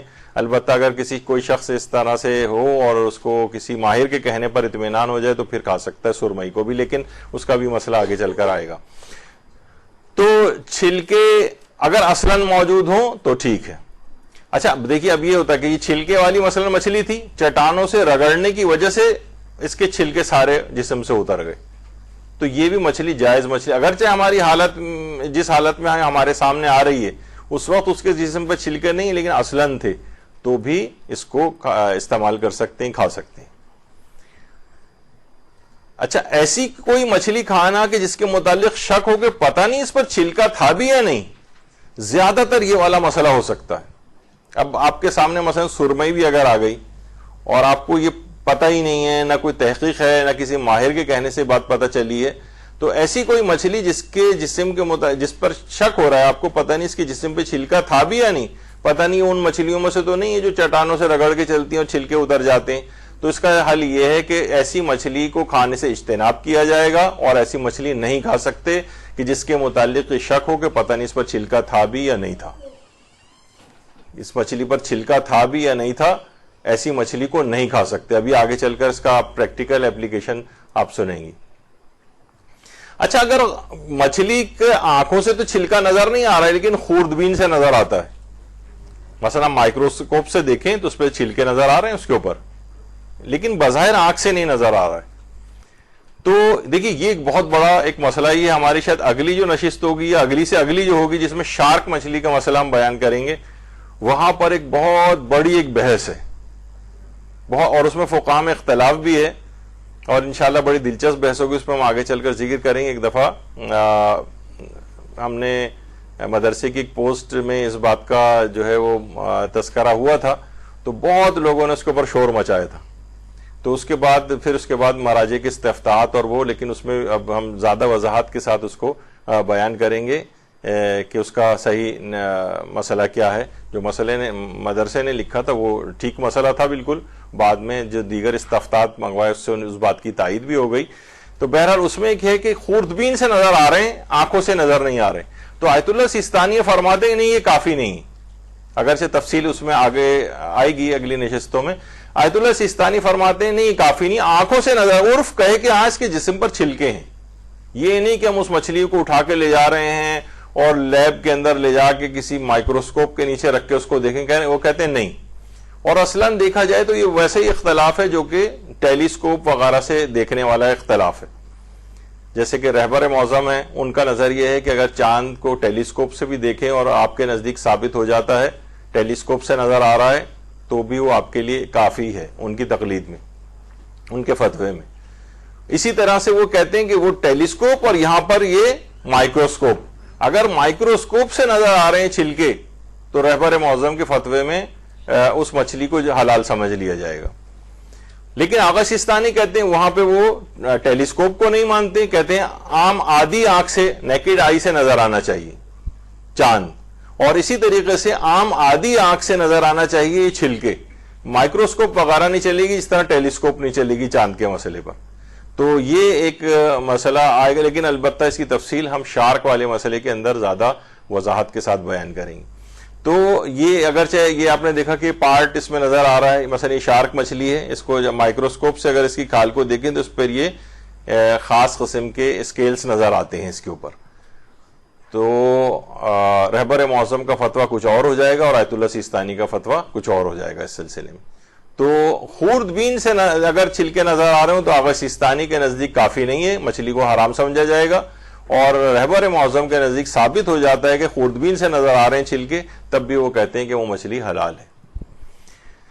اچھا، کیا غیر مسلموں کے بازار یا اسٹور سے مچھلی خرید کر کھا سکتے ہیں؟ دیکھیے وہاں مثلا ٹن پیک رکھے ہوئے ہیں، یا مثلا مچھلی ہے ایک پورے اس کے اندر، اور اب اس کے اندر بھی دیکھیے وہی والی چیز ہے کہ وہی اطمینان ہونا چاہیے کہ پانی سے زندہ نکالی گئی ہے، اور غیر مسلم ممالک کے اندر اتنی ہی سختی ہے، اور تقریباً یہ بات یعنی یقین و اطمینان سے کہی جا سکتی کہ سب زندہ مچھلی پانی سے نکالی گئی. اور میں نے جیسے کہا سائنٹیفیکلی بھی بہت مشکل ہے کہ کوئی مری ہوئی مچھلی اس انداز سے جال میں پھنسے، جو تفصیل ہم نے اس سے پہلے بیان کی. تو مچھلی کافر سے بھی لے سکتے ہیں، زندہ نکالی گئی ہے، بس یہ اطمینان آپ کو ہونا چاہیے کہ یہ مچھلی چھلکے والی ہے. تو البتہ کافروں سے اگر کوئی مچھلی مل رہی ہے اور وہ مشکوک مچھلی، تو اس کا تو میں نے کہا کہ ہمیں اطمینان ہو جاتا ہے کہ بھئی پانی سے زندہ نکالی گئی ہے. لیکن بعض اوقات یہ پتہ نہیں چلتا کہ چھلکے والی ہے یا بغیر چھلکے والی. تو اس صورت میں ایسی تمام مچھلیوں سے بھی اجتناب کرنا پڑے گا کہ جن کا چھلکے والی ہونا کنفرم نہیں. کبھی کافروں کے حوالے سے بات کر رہا ہوں. تو ایسے سٹورز وغیرہ پہ اگر انسان جائے کہ جہاں پر بہت سارے اس طرح کے ٹن پیکس رکھے ہوئے ہیں مچھلیوں والے، تو اس کے اندر آپ کو یہی دونوں اطمینان ہونے چاہیے. پہلا اطمینان تو ہوتا ہے کہ پانی سے زندہ نکالی گئی، اس کا بھی اطمینان ہونا چاہیے کہ یہ وہ والی مچھلی ہے اس ٹن پیک میں کہ جو کہ جس پر چھلکے ہوتے ہیں. اگر آپ کو اطمینان نہیں ہو رہا تو ان تمام مچھلیوں کو نہیں کھا سکتے جب تک کہ آپ کو اطمینان نہ ہو. اچھا، اگر ڈبے کے اوپر چھلکے والی مچھلی کا فوٹو بنا ہوا ہو تو کیا تب استعمال کر سکتے ہیں؟ دیکھیے اس کا بھی حکم وہی ہے کہ آپ کا اگر یقین و اطمینان یہ کہہ رہا ہے کہ اس ڈبے کے اوپر جو مچھلی بنی ہوئی ہے یہ اس پہ تو چھلکے والی مچھلی بنی ہوئی ہے، تو یہ بات یاد رکھیں ڈبے کے اوپر کوئی چیز کا لکھا ہوا ہونا یا اس پر کسی تصویر کا بنا ہوا ہونا یہ کوئی فائدہ آپ کو نہیں دیتا ہے، سوائے اس کے کہ آپ کو اطمینان ہو جائے. اطمینان ایک الگ سے اندرونی کیفیت کا نام ہے آپ کی، یعنی آپ کو اطمینان ہو جاتا ہے کہ بھئی یہ چھلکے والی مچھلی ہے. مثلا نام سے پڑھا آپ نے، اس سے آپ کو پتہ چل گیا. یا یہاں پر تو بہت ساری دیکھیے بہت سے بیرون ممالک میں، کیونکہ وہ یہ تو تصویر کوئی سی بھی لگا سکتے ہیں، ضروری نہیں کہ بالکل اسی کی تصویر لگائی جائے. لیکن اگر اطمینان ہو رہا ہے، جیسے یہی اس پہ سرڈائن نام کی جو فش ہے، بہرحال یہ بھی آگے چل کر بھی آئے گا کہ یہ حلال مچھلیوں میں سے، اس پہ جو تصویر بھی بنی ہوئی ہے وہ چھلکے والی مچھلی کی. لیکن ممکن ہے کہ ایسی تصویر انہوں نے لگا دی ہو کہ ہاں وہ مچھلی ہے اور وہ آپ کو لگ رہا ہے، لیکن آپ کو یہ اطمینان ہونا چاہیے کہ یہ چھلکے والی ہی مچھلی اس ڈبے کے اندر ہے. اگر یہ اطمینان آپ کو نہیں ہے تو آپ اس مچھلی کو نہیں کھا سکتے، چاہے اس کے اوپر چھلکے والی مچھلی کی تصویر ہی کیوں نہ بنی ہو. کیونکہ بہت سارے دیکھیے یہ تو خالی میں اس کی بات مچھلی کی ابھی ہو رہی ہے، لیکن عام طور پر ٹنز کے اندر جو گوشت وغیرہ بھی ملتے ہیں، کافر ممالک کا جو گوشت ہوتے ہیں، ابھی ہم اس پہ نہیں جا رہے، وہ بہت تفصیلی بحث ہے کہ کافر ممالک کے جو بھی ذبیحے آتے ہیں ان سب کو نجس سمجھا جاتا ہے اور حرام سمجھا جاتا ہے، یعنی وہ جھٹکے کا گوشت ہے، سوائے اس کے کہ آپ کو 100% کوئی یقین پیدا ہو جائے کہ کسی مسلمان نے ذبح کیا تھا. اور اچھا وہاں پر اگر بعض اوقات آغا سیستانی سے بھی پوچھا گیا کہ ڈبوں پر لکھا ہوتا ہے حلال گوشت، تو کیا اس پہ اعتماد کر سکتے ہیں؟ انہوں نے کہا نہیں، ڈبے پہ کچھ لکھا ہونا جو ہے وہ کافی نہیں، مثلا اس پہ حلال، کیونکہ بعض اوقات یہ ہوتا ہے کہ ان کے دماغ میں ہوتا ہے حلال کے معنی یہ ہیں کہ یہ کتا اور سور نہیں ہے، لیکن ان کے دماغ میں یہ نہیں ہوتا کہ نہیں مسلمان کا شرائط کے تحت ذبح کرنا بھی ضروری ہے اس کو. تو وہ عام طور پر مشینوں سے ذبح کر دیتے ہیں ایسے ہی، اور بس وہ کتا اور سور نہیں ہوتا، لیکن گائے بھینس بھیڑ بکری وغیرہ تو اس پر لکھ دیتے ہیں حلال گوشت. اس وجہ سے اس کا لکھا ہونا اس لحاظ سے بھی کافی نہیں ہے عام گوشتوں کے حوالے سے. لیکن اس میں تو کیونکہ ذبح والا مسئلہ نہیں ہوتا ہے تو کافر سے بھی لے سکتے ہیں. تو اس کے اندر بس یہ دوسری شرط جو ہے خاص طور پر یہ آپ کو دیکھنی ہے کہ چھلکے والی مچھلی ہونے کا اطمینان ہونا چاہیے، چھلکے والی ہو. اچھا، اب ہم جاتے ہیں ہوٹلز میں، ریسٹورنٹس میں، اور اس میں مچھلی کھانے کا کیا فقہی حکم ہے. اس میں بھی آپ کو یقین اور اطمینان ہونا چاہیے کہ یہ جو اس نے لا کر آپ نے کہا بھائی مچھلی لے آؤ، وہ لے آیا مچھلی. اب آپ نے کچھ پوچھا کچھ بھی نہیں اس سے، اس مچھلی کو اس وقت تک آپ نہیں کھا سکتے جب تک کہ آپ کو اطمینان نہ ہو کہ یہ مچھلی چھلکے والی. ریسٹورنٹ میں صرف کہنے سے کچھ نہیں ہوتا ہے، کہ آپ نے کہا مچھلی لے آؤ. اچھا اب ہم کس سے تحقیق کریں؟ ظاہر ہے جو بھی ویٹر ہے اس سے پوچھیں یا مینیجر کے کہنے پہ کیا اعتماد کر سکتے ہیں؟ مثلا ویٹر ہے وہ اس سے ہم پوچھ رہے ہوں, یا مثلا جو سرو کر رہا ہے کہ بھئی یہ مچھلی چھلکے والی ہے نہیں, تو اس میں بھی دیکھا جائے گا کہ آپ کو یعنی وہ اطمینان بخش شخص ہے یا نہیں. بعض اوقات ہوتا ہے نا, اس نے دیکھا کہ ہاں یہ اکثر شیعہ حضرات یہاں پر آتے ہیں تو بس ویسے ہی ایک لاپرواہی میں کہہ دیا انہوں نے کہ ہاں یہ چھلکے والی ہے. نہیں, آپ کو اطمینان نہیں ہو رہا, آپ کو اطمینان نہیں ہو رہا تو چاہے یہ پوری ڈش اسی طرح سے آ کر واپس سے چلی جائے, پیسے ضائع ہو جائیں, تب بھی اس کا ایک لقمہ بھی آپ نہیں کھا سکتے اس مچھلی میں سے, جب تک کہ اس بات کا یقین و اطمینان نہ ہو کہ چھلکے والی مچھلی ہے. یا مثلا یہ تو جو عام چھوٹے موٹے ہوٹلز ہوتے ہیں اس کے اندر بہرے ہیں, لیکن عام طور پر بہت مشکل ہے کہ ان کی بات کا اس لحاظ سے اعتبار کیا جائے کہ وہ مچھلی بھی آپ کو بتائیں, اتنی ان کی انفارمیشن ہو کہ کون سی مچھلی آ کر یہ بنی ہے. بس یہ اپنے یقین اور اطمینان والا اس لحاظ سے معاملہ ہے.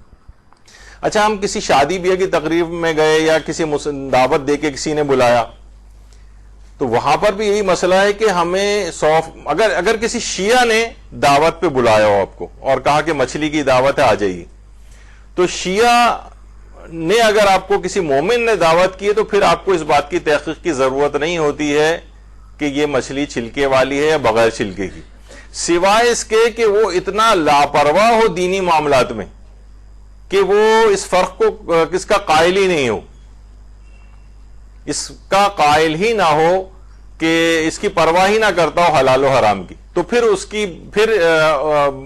آپ اس کی دعوت کو لبیک نہیں کہیں گی اس طرح سے, اور پوچھیں گی اس سے کہ بتاؤ یہ چھلکے والی مچھلی ہے یا نہیں. لیکن اگر ایک متدین, ایک حلال و حرام کا فرق کرنے والا ایک مومن آپ کی دعوت کرتا ہے تو پھر آپ کو اس سے پوچھنے کی ضرورت نہیں ہے کہ مچھلی چھلکے والی ہے یا نہیں. لیکن البتہ عام مسلمانوں کی دعوت, کسی مثلا غیر شیعہ سہیلی نے آپ کی دعوت کی اور ان کی فقہ میں کیونکہ بغیر چھلکے کی مچھلی بھی جائز ہے, تو وہ ان سے آپ کو پوچھنا یہ ضروری ہوگا کہ ہو سکتا ہے کہ اس نے بغیر چھلکے کی مچھلی رکھ دی ہو کیونکہ اس کی اپنی فقہ میں جائز ہے, تو وہ وہاں پر آپ کو پوچھنا پڑے گا. اور اگر اس کو پوچھنے کے بعد بھی اگر پتہ نہیں چلا آپ کو, یا اس کو بھی علم نہیں تھا, بس اس نے مچھلی منگوا لی, اب یہ پتہ نہیں کہ چھلکے والی تھی یا بغیر چھلکے کی تھی, یا ہوٹل سے آرڈر کر کے منگوا لی یا گھر میں ہی اس نے بنائی, تو بہرحال پھر اس کو حالت شک میں نہیں کھا سکتے. یقین اور اطمینان ہونا چاہیے کہ یہ چھلکے والی مچھلی. دو فرق ہو گئے, یعنی شیعہ اگر دعوت دے تو پھر تحقیق کی ضرورت نہیں ہے, سوائے اس کے کہ وہ مومن شخص جو ہے وہ بالکل لاپرواہ ہو دینی احکام سے, وہ حلال و حرام مچھلی کو کوئی فرق جو ہے وہ جانتا ہی نہ, پھر تحقیق کرنی پڑے گی. اور مسلمان اگر کوئی ہے تو یہ تحقیق لازمی کرنی ہے, یعنی غیر شیعہ مسلمان کی دعوت میں گئے ہیں یا اس کی شادی میں گئے ہیں تو تحقیق لازمی کرنی کہ چھلکے والی ہے بغیر چھلکے کی. اگر پتہ چل گیا چھلکے والی مچھلی ہے ضرور کھائیے, پتہ چل گیا بغیر چھلکے والی ہے ہرگز نہ کھائیے, اور شک ہو جائے کہ پتہ نہیں چھلکے والی ہے بغیر چھلکے کی تب بھی اس کو نہیں کھا سکتے. دیکھیے بہت سی چیزیں ایسی ہیں, یعنی دین سے بعض اوقات انسان لاپرواہ بھی ہو جاتا ہے. مجھے اچھی طرح یاد, ایک دفعہ اسی دورے پر ہم رشیا گئے تھے, سینٹ پیٹرز برگ, تو وہاں پاکستانی یونیورسٹیز کے جو طالب علم تھے انہوں نے دعوت کی, تو وہ دعوت میں گیا تو وہاں پر مرغی رکھی ہوئی تھی. تو ظاہر ہے کہ میں نے اس لحاظ سے پوچھا کہ بھئی یہ مرغی جو ہے یہ شرعی طریقے سے, اسلامی طریقے سے ذبح شدہ ہے؟ تو طالب علموں نے آپس میں ایک دوسرے کو دیکھا اور اس کے بعد ہنس پڑے.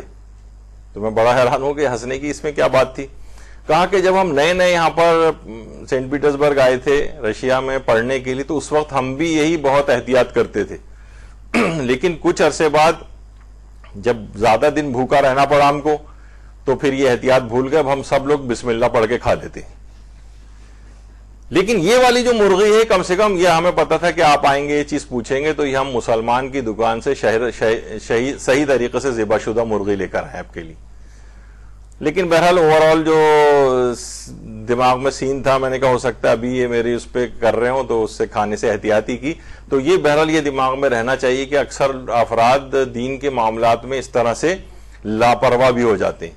تو یہاں پر یہ دین کا اگر کوئی لاپرواہ ہے تو پھر شیعہ بھی اگر ہے تو اس کی بات کو یعنی اس میں آپ کو تحقیق کرنی پڑے گی کہ یہ چھلکے والی مچھلی لے کر آیا ہے بغیر چھلکے کی مچھلی لے کر آیا ہے. تو یہ ایک بڑا مسئلہ پیش آتا ہے کہ ہم شادی بیاہ کی تقریب میں جائیں تو اس بات کا یقین حاصل ہونا ضروری ہے کہ یہ مچھلی چھلکے والی. اب وہاں دیکھنے میں بڑی زبردست طریقے سے مچھلی سجی ہوئی ہے, لوگ لے لے کے کھا رہے ہیں, اور سب سے زیادہ رشی ان چیزوں کے اوپر ہوتا ہے. تو اچھا, لوگوں کو اتنے لاپرواہ ہو جاتے ہیں, جیسے ہمارے قبلہ مولانا محترم عامر رضا یاسوبی صاحب, وہ فرماتے ہیں کہ یعنی حج پہ کاروان لے کے جاتے ہیں, ان کا ذرا ایلیٹ کلاس والا ذرا کاروان ہوتا ہے, تو عموماً مالدار لوگ اس کے اندر حج پہ جاتے ہیں. تو کہہ رہے ہیں کہ میں نے 5 اسٹار ہوٹلس میں ٹھہرتے ہیں, وہاں ان سے کہا کہ یہاں صبح ناشتے میں کریبس وغیرہ بھی رکھے ہوتے ہیں, یہاں پر اس کا سوپ ہوتا ہے اور یہ اس کے الگ احکام ہیں, تو آپ یاد رکھ لیجئے, یہ بات یاد رکھیے, کریب ہماری فقہ کے اندر جائز نہیں. اور پوری تقریر انہوں نے اس پہ کی, اور کہہ رہے ہیں اگلے دن جب میں ناشتے میں ذرا پہلے پہنچ گیا تو دیکھا سب سے بڑی لائن کاروان کے لوگوں کی اسی کریب والی لائن پہ لگی ہوئی تھی. تو بہرحال یہ ہے, اب اس میں اسی وجہ سے اس میں احتیاط کرنی پڑے گی, اور ان لوگوں کے تحقیق کرنی پڑے گی کہ یہ مچھلی چھلکے والی ہے یا نہیں.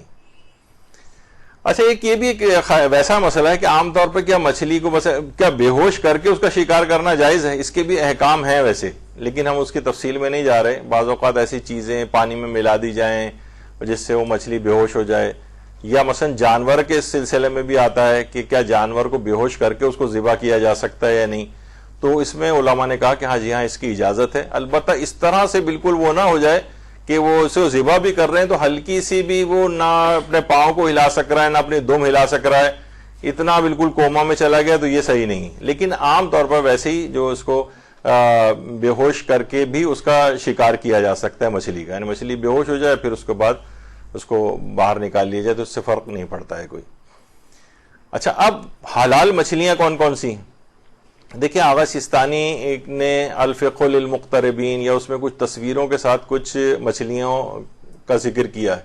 اس میں اکثر ایسے نام ہیں جو کہ آپ مثلا آپ یہ منو اور گرے اور چب اور اس طرح کی جو ہے یہ آپ مارکیٹ میں لینے جائیں گی تو یہ تو نام ہی نہیں, یہ کوئی جانتا ہی نہیں ہے والے نام.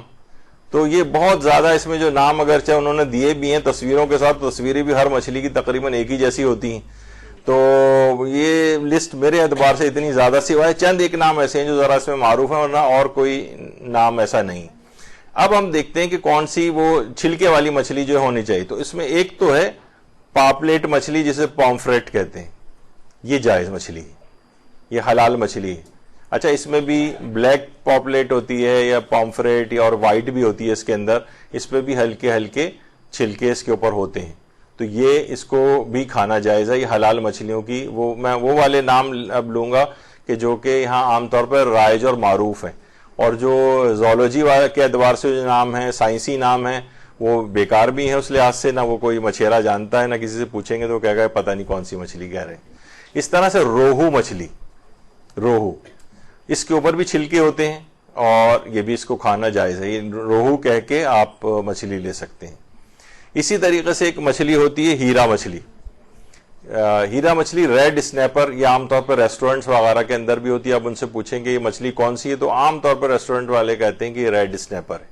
یہ بھی جائز مچھلی, اس کے اوپر بھی چھلکے ہوتے ہیں. اس طرح سلور مچھلی, سلور, اس کا نام بھی سلور ہی ہے اور شاید سلور ٹائپ کی اس کی کلر ہے اس کا, تو اس وجہ سے یہ بھی حلال مچھلیوں میں سے ایک ہے, اس کے بھی چھلکے نظر آ جاتے ہیں. اس طرح ٹراؤٹ فش, ٹراؤٹ یہ بھی چھلکے والی مچھلی شمار ہوتی ہے, یہ بھی حلال مچھلی ہے. سول فش, سول فش بھی جائز ہے اور اس کے اوپر بھی چھلکے ہوتے ہیں. اس طرح کاڈ فش. اچھا, آیت اللہ سیستانی نے بھی کاڈ فش کو آپ دیکھیں سب سے جو رائٹ سائڈ کے اوپر جو کالم ہے اس کے اندر کاڈ فش, کاڈ لکھا ہوا ہے. البتہ لکھا ہوا ہے اور یہ ویسے بھی سرچ کریں تو عام طور پر, اچھا میں ایک اور چیز اور بتا دوں, اگر انٹرنیٹ پہ سرچ کریں تو وہ بہت اتنے چھوٹے اگر اسکیلز ہیں اس کے اوپر جو آنکھوں سے نہیں نظر آ رہے تب بھی وہ ان کو لکھتے ہیں کہ اس پہ اسکیلز تو ہیں, وہ کوئی شرعی احکام تھوڑی بیان کر رہے ہیں, وہ تو ایک سائنسی بات بیان کر رہے ہیں, چاہے چھوٹے ہوں یا بڑے ہوں, ہیں تو اسکیلز. لیکن آغا سیستانی کہتے ہیں کہ آنکھوں سے نظر آنے چاہیے. اب اتفاق ایسا ہے کہ میں نے اس دوران سرچ کر کے جتنی بھی یہ کاڈ فش دیکھی ہیں مجھے یعنی ان پہ چھلکے نظر نہیں آئے, یا یہ بھی ایک چیز ہوتی ہے بعض اوقات کہ اسی فش کی کئی اقسام ہوتی ہیں, کچھ پہ چھلکے ہوتے ہیں اور کچھ پہ چھلکے نہیں ہوتے. تو اب یہ کاڈ فش ہے, اب اس میں چھلکے ہیں, آنکھوں سے تو نظر نہیں آ رہے ہیں, تو بہت مشکل ہو جائے گا. ممکن ہے کہ انٹرنیٹ پہ سرچ کر, کیونکہ دیکھیں مجتہد کا یہ والا ایریا نہیں ہے کہ وہ تمام ہزاروں مچھلیوں کی بیٹھ کے وہ تحقیقات کرے جا کر اور وہ بتائے آپ کو کہ چھلکے والی مچھلی ہے یا نہیں ہے. اس کا کاصلاً کام ہی نہیں. ہمارے استاد محترم جب حج کاروان لے کے جاتے ہیں, مولانا صادق حسن صاحب قبلہ, تو اکثر یہ فرماتے ہیں کہ عام طور پر لوگ احرام وغیرہ جو ہوتا ہے اس کو دھلنے دے دیتے ہیں یا کیا کرتے ہیں بہرحال, اور اس کے بعد پھر ہر کوئی آتا ہے اور آ کر انہیں اپنا احرام سونگاتا ہے. مولانا صاحب سونگ کے بتائیں کہ اس کے اندر خوشبو تو نہیں آ رہی سرف وغیرہ کی. وہ کہتے ہیں میں خود حالت احرام میں ہوں, حالت احرام میں خوشبو کا سونگنا. اب لوگ یہ اصلاً ان کا کام نہیں ہے, یہ مرجے کا بھی کام نہیں ہے. بہت ساری چیزیں ایسی کہ وہ ایک ایک, یعنی اب تک لاکھوں مچھلیوں کی اقسام ہے, وہ ساری مچھلیوں کی بیٹھے تحقیق کرتا ہے, تو پوری زندگی وہ سارے اجتہاد کا کام ایک طرف ہو جائے گا, صرف وہ مچھلیوں کو ہی دیکھتا رہے گا. تو وہ عام طور پہ نہیں افراد پر اور بھروسہ کرتے ہیں ان کی تحقیقات پر. تو وہ اگر انٹرنیٹ پہ اگر کسی طور پر یعنی آنکھوں سے نظر چھلکے نہیں آ رہے ہیں, کچھ تو بہت معروف خیر باتیں, لیکن بہت ساری مچھلیاں ایسی ہیں. تو کاڈ فش کے متعلق یعنی مجھے ویسے تو لکھا ہوتا ہے کہ کاڈ فش کے اوپر اسکیلز ہوتے ہیں, لیکن جتنی اس کی تصویریں دیکھی ہیں اس پہ نظر نہیں آئے. یہ بھی کاڈ فش ہے, اب چھلکے تو نظر نہیں آ رہے ہیں. بہرحال کو آپ تحقیق خیر شخص کی وہ دیکھے کہ کیا ہے. چھلکے ہونے چاہیے. اچھا سیلمون فش, یہ بھی حلال فش میں سے, اس کے اوپر بھی چھلکے ہوتے ہیں, سیلمون. اچھا حرام مچھلیاں کون کون سی ہیں عام طور پر؟ اس میں ایک بام یا ایل فش.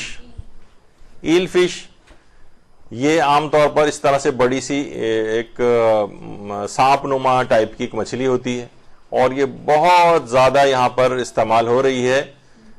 بام فش یہ عام طور پہ لوگ بڑے مزے سے جا کر اس کو کھاتے ہیں, جو فنگر فش کے نام سے اویلیبل ہے. عام طور پہ لوگ کہتے ہیں بھائی فنگر فش لے آؤ, تو وہ بہت اچھی قسم کی فنگر فش آپ کے لا کے آپ کے سامنے رکھ دے گا, سیلیڈ وغیرہ کے ساتھ آپ مزے لے کے کھائیں گے. لیکن یہ حرام مچھلیوں میں سے ایک ہے, بام یا ایل فش جس کو کہا جاتا ہے. اچھا ایک بات اور بتا دی جائے کہ یہ فنگر فش کے نام پر دو مچھلیوں کو گوشت خاص طور پر یہاں پہ بہت زیادہ اس کی آڑ میں بیچا جا رہا ہے. ایک تو یہ ایل فش اور دوسرا شارک. یہ شارک مچھلی, یہ شارک یعنی جتنی بھی عام طور پر فنگر فش ہیں وہ یا تو شارک مچھلی کی بنا کر بیچی جا رہی ہیں یا پھر یہ ایل فش سے بن رہی ہیں. تو یہ عام طور پہ لوگ نوجوان وغیرہ جا کر کھا لیتے ہیں, تو ان کو بتانا چاہیے کہ یہ فنگر فش اگر ان دو چیزوں سے بنی ہوئی ہے تو یہ جائز نہیں, اور نارمل اگر بنائی گئی ہے چھلکے والی مچھلی سے وہ اس طرح کی شیپ میں تو وہ جائز ہوگی. لیکن بہرحال یہ کہ یہ عام طور پر نظر یہی آتا ہے مارکیٹ میں کہ یہ دونوں بغیر چھلکے کی مچھلیاں ہوتی ہیں. یہ ایل فش ہے. اچھا سرمئی مچھلی, یہ بھی حرام مچھلی ہی سمجھیے اسے. اس پہ بہت مشکل ہے کہ آپ جا کر ٹٹولیں کہ وہ چٹانوں سے ٹکراتی ہے اور اس کے وہ جھڑ جاتے ہیں. اب یہ پتہ نہیں یہ چٹانوں سے ٹکرا کے جھڑے ہیں یا بغیر چھلکے کی مچھلی ہے, یہ بہت مسئلہ اس کے اندر ہو جائے گا. تو سرمئی کے نام سے بھی جو فش اویلیبل ہیں میرے اعتبار سے اس میں بھی احتیاط کریں, سوائے اس کے کہ آپ کو کہیں سے یقینی اطمینان آور آپ کو مل جائے کوئی شہادت اور گواہی. تو یہ کنگ فش کے نام سے سرمئی ہوتی ہے. تو سرمئی مچھلی کا, یہ سرمئی مچھلی تو اس کے اوپر بھی چھلکے نہیں ہوتے ہیں. اگر لیکن ثابت ہو جائے تو ایک الگ بات ہے, لیکن بہرحال اس میں بھی احتیاط ہی کر لینی چاہیے. ملی مچھلی کیٹ فش, یہ بھی بازاروں کے اندر یہ دستیاب ہوتی ہے ملی, اس کے اوپر بھی چھلکے نہیں ہیں, اس کو بھی کھانے کی اجازت نہیں. ٹونا فش, اس میں بھی آپ تحقیق کریں, لیکن عام طور پر ٹونا بھی جو ہے اس کے اوپر بھی چھلکے آنکھوں سے نظر نہیں آ رہے ہوتے ہیں, تو اس میں بھی احتیاط کرنی چاہیے. بعض البتہ کئی جگہوں پہ اختلاف بھی ملتا ہے, کہیں کہتے ہیں کہ لیکن وہ میں نے کہا کہ اگر اسکیل کہیں کہہ بھی رہا ہو کوئی تو اس کے معنی ہوتے ہیں کہ اتنے باریک اور چھوٹے ہیں کہ وہ آنکھوں سے نظر نہیں آ رہے ہیں, تو وہ بھی بغیر چھلکی کی مچھلی کے حکم میں ہوں گے. شیل فش, شیل فش بھی یہ بھی حرام اس کے اندر ہے. نام تو فش ہے لیکن اصلاً یہ سی پی ٹائپ کی ہوتی ہے, اور اس کے اندر جو ہوتا ہے باہر یہ عام طور پر کھائی جاتی ہے, لیکن یہ ہمارے ہاں جائز نہیں ہے. اور اسی طریقے سے اویسٹر ساس جو ہے اس کی جو بوٹلز بھی آتی ہیں یہ بھی کیونکہ ظاہر ہے اسی سے بنتا ہے تو اس کا سوس جو ہے وہ بھی استعمال کرنا جائز نہیں ہے.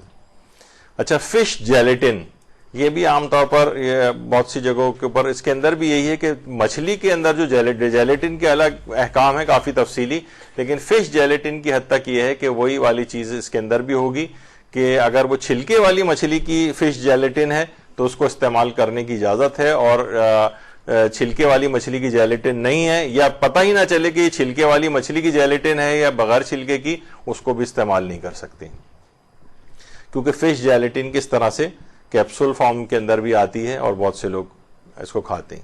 مچھلی کے انڈے کھانے کا حکم, بہت سے لوگ یہ بھی مچھلی کے انڈے بھی خود مچھلی کے حکم میں ہیں, یعنی اگر خود چھلکے والی مچھلی کے انڈے ہیں تو وہ حلال ہیں, بغیر چھلکے والی مچھلی کے انڈے ہیں تو وہ حرام ہیں.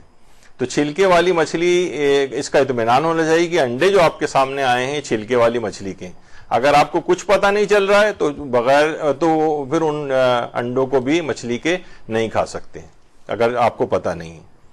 اسی طرح سے حرام مچھلیوں کے تیل کا فقہی حکم, عام طور پر حرام مچھلیوں کے اندر سے جو تیل نکلتا ہے اور اس کے مختلف کیپسولز وغیرہ بھی ہوتے ہیں ملتے ہیں مارکیٹ میں, تو اس کا بھی وہی حکم ہے کہ جب تک یقین نہ ہو جائے کہ کیپسول چھلکے والی مچھلی کے تیل سے بنے ہوئے تب تک ان کا کھانا جائز نہیں.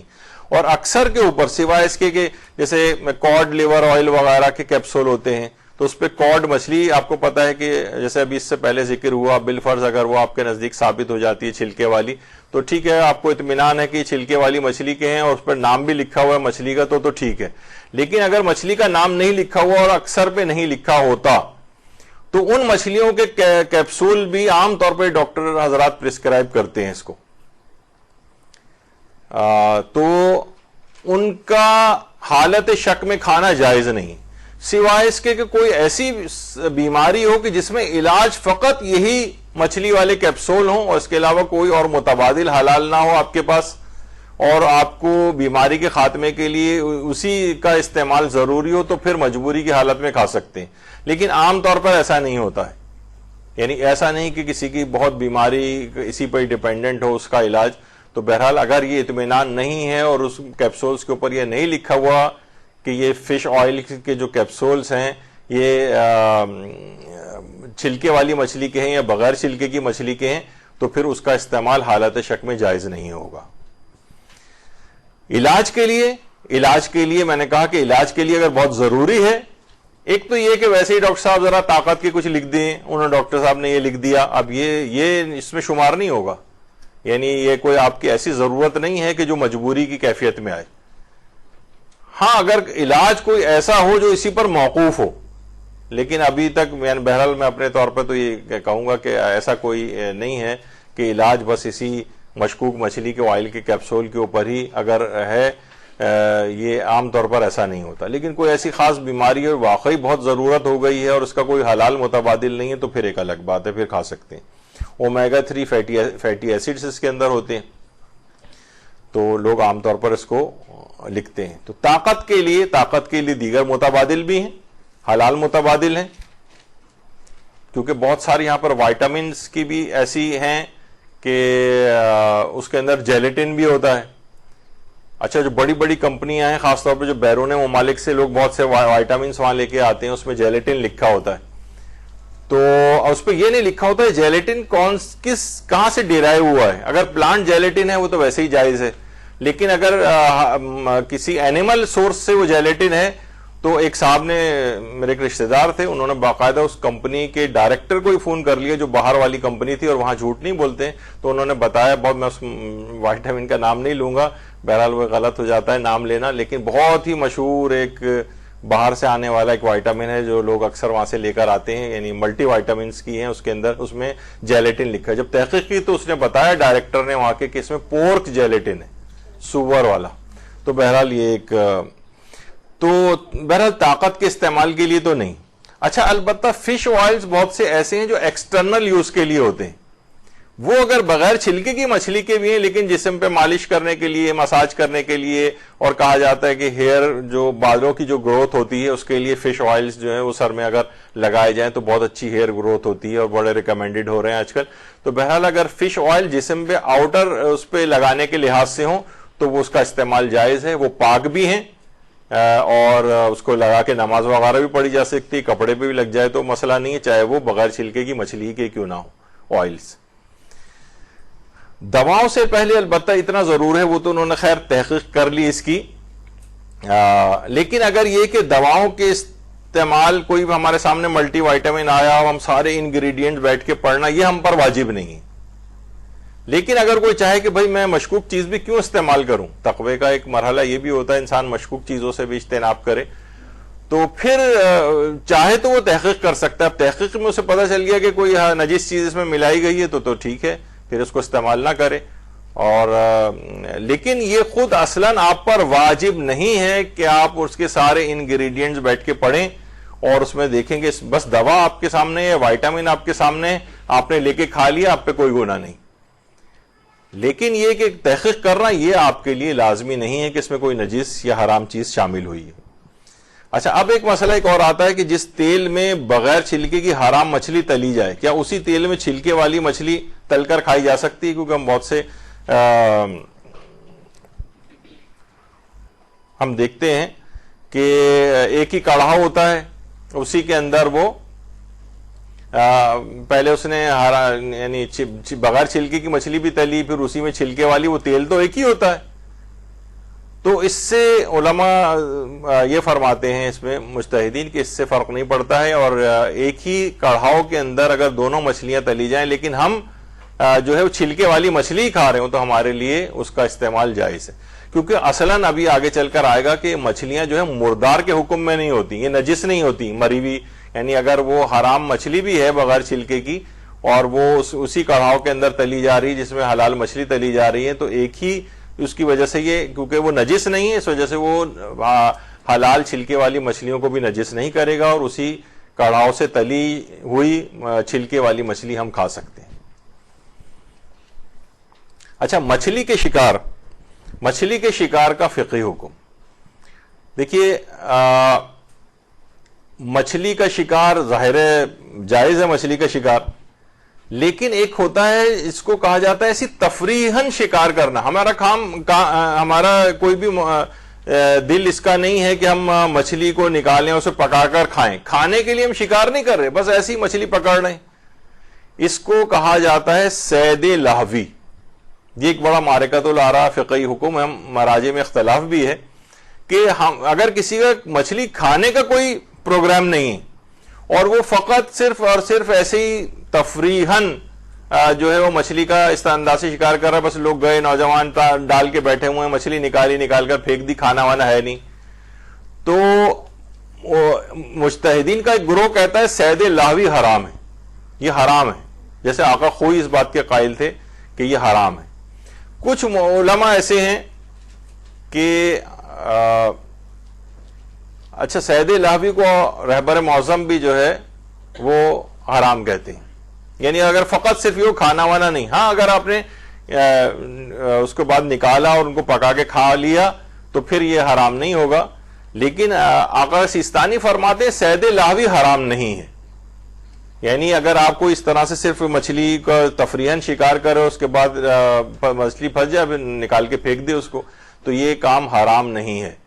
البتہ ایک مسئلہ آتا ہے کسی کا سفر کرنا ہے، یعنی پورا اس کا سفر یہ ہو کہ میں مثلا یہاں سے فلاں شہر سے باہر کہیں سفر کر کے جاؤں گا اور صرف اس کا مقصد صید لاہوی ہو کہ میں اس طرح سے مچھلیوں کا شکار کروں گا، تو آقا سیستانی یہ فرماتے ہیں، بلکہ سارے مراجع یہ کہتے ہیں کہ پھر اس کا یہ سفر حرام کا سفر ہوگا اور یہ قصر نماز نہیں ہوگی بلکہ نماز پوری پڑے گا. بس صرف ایک یہ والا فرق ہے. آقا خوئی تو کہتے تھے کہ وہ صید لاہوی شکار کرنا بھی حرام ہے اور اس کے سفر میں جو ہے وہ نماز بھی قصر نہیں ہوگی، کیونکہ دیکھیے نماز قصر اسلام کا ایک حکم ہے، لیکن وہ جائز سفر ہونا چاہیے. اگر کوئی مثلا کہے کہ میں یہاں سے حیدرآباد مثلا یا لاہور معاذ اللہ شراب بیچنے جا رہا ہے، یعنی اس کا سفر کا قصد یہ کہ میں شراب بیچوں گا، یا اس میں علماء ایک اور بھی مثال دیتے ہیں، شوہر سے مثلا روٹ کر کوئی بیوی اور وہ مثلا اپنے والدین کے گھر جا رہی ہے اور اس کی اجازت نہیں شوہر کی، یہ اس کے لیے ممکن ہے کہ یہ حرام کا سفر بن جائے. یعنی حرام کے سفر میں قصر نماز کی سہولت نہیں ملتی ہے، تم ایسے ہی ہے جیسے اپنے وطن میں ہو، یعنی اب تمہیں حالت سفر میں بھی پوری نماز پڑھنا پڑے گی. تو آقا سیستانی فرماتے ہیں کہ اگرچہ یہ تفریحاً جو اس طرح کے مچھلی پکڑنے کا جو ہوتا ہے سلسلہ، یہ اگرچہ جائز ہے صید لاہوی، یعنی صید کہتے ہیں شکار کو، لاہو یعنی تفریح کے اندر جو شکار کیا جائے، کھانا مقصد نہ ہو. کھانا اگر ہے تو پھر تو جائز ہے بالکل، لیکن سفر کا مقصد ہی اس کا یہ صرف یہ ہو، تو وہ فرماتے ہیں کہ اس صورت میں اگرچہ یہ حرام نہیں ہے لیکن صید لاہوی میں نماز جو ہے وہ پوری پڑھنا پڑتی، قصر کی سہولت نہیں ملے گی. تو بہرحال یہ اس کے اندر ایک مچھلی کے حوالے سے یہ والا مسئلہ تھا. ایک اور بڑا مسئلہ اس کے اندر آتا ہے کہ عام طور پہ لوگ کہتے ہیں اچھا مرغیوں کی فیڈ کے لیے بھی ہوتا ہے یہ مسئلہ اور مچھلیوں کی فیڈ کے لیے بھی. لوگ کہتے ہیں بھائی مچھلیوں اور مرغیوں کی فیڈ میں عام طور پر نجس چیزیں ملائی جا رہی ہیں، مردار ملایا جا رہا ہے، بعض اوقات سور کا گوشت ملایا جا رہا ہوتا ہے، باہر بھی ہے اور یہاں پہ بھی اس طرح کی چیزیں. لوگ کہتے ہیں بہت سے لوگوں نے مرغیاں کھانا بند کر دی ہیں، کہتے نہیں اس کا مطلب ہے کہ مرغیاں پلی بڑھی اسی نجس فیڈ پہ ہیں تو یہ ہمارے لیے کھانا بھی ناجائز ہو جائے گا. تو اصل فقہی حکم اس میں یہ ہے کہ مرغیوں کو ہم توزیع المسائل پہ عمل نہیں کرتی، مرغیاں ان کو جو مل رہا ہے وہ کھا رہی ہوتی ہیں. تو اگر وہ حرام فیڈ بھی اگر ان کی ہے تو اس مرغی کا یا مچھلی کا گوشت کھانا آپ کے لیے جائز ہے، جائز ہے. لوگ کہیں گے اچھا اس کا مطلب حرام کے تو اثرات ہو جائیں گے، یہ ہو جائے گا وہ ہو جائے گا، وہ ایک الگ چیز ہوگی. بہرحال اصلاً آپ کے لیے جائز ہے اس کا کھانا. صرف ایک چیز ہے، وہ ہے کہ اگر کوئی جانور انسانی فضلہ کھانے کا عادی ہو جائے، انسانی فضلہ اور کوئی فضلہ نہیں، مثلا کوئی اور اپنا ہی فضلہ کھا رہا ہے یا کسی اور جانور کا فضلہ کھا رہا ہے، اس سے اس کا گوشت حرام نہیں ہوتا. وہ بھی اتنے دن تک اس جانور کا استبرا کیا جاتا ہے، یعنی جانور کو اتنے دن تک، وہ اس کی ایک تفصیل ہے، اتنے دن تک اس کو کھانے سے روکا جائے، وہ اس کا استبرا کہلاتا ہے. وہ صرف انسانی فضلہ کھانے سے اس کا گوشت حرام ہوتا ہے. لیکن یہ جو اور نجس فیڈز وغیرہ اگر کھا رہی ہیں مچھلیاں یا مرغیاں تو اس سے ان کا گوشت حلال ہی رہتا ہے. یہ ایک مسئلہ تھا اس کے اندر جو ایک اہم تھا، وہ آپ کی خدمت میں بیان کرنا تھا.